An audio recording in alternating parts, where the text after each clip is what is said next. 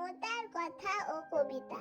রচনা ও ভাষ্য পাঠে মমতা সিংহ রায়।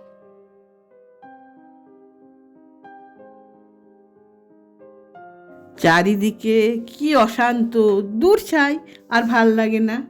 জ্বলছে শহর, পুড়ছে বিমান, নতুন কিছু নাই তো জানা। সবাই কেমন বিদ্রোহী আজ, পুরুষ কিংবা হোক সে নারী। চতুরতা বাক্য বাণী, মরিয়া লড়াই যদি হারি। কদিন আগেই যুদ্ধ হলো ভারত আর পাকিস্তানের। কে হারলো, কে জিতলো, কি যে পেলাম কেউ কি জানে? এখন আবার যুদ্ধ শুরু ইসরায়েল আর ইরান দেশে। থামবে কবে, কি যে হবে, হিসাব হবে যুদ্ধ শেষে। ছোট্ট শিশু সুধাই মাকে কিসের লাগি যুদ্ধ হলো। মা হেসে কয়, দূর বোকা, এসব কথা না জানাই ভালো। যখন অনেক বড় হবি জানতে পারবি যুদ্ধ কেন।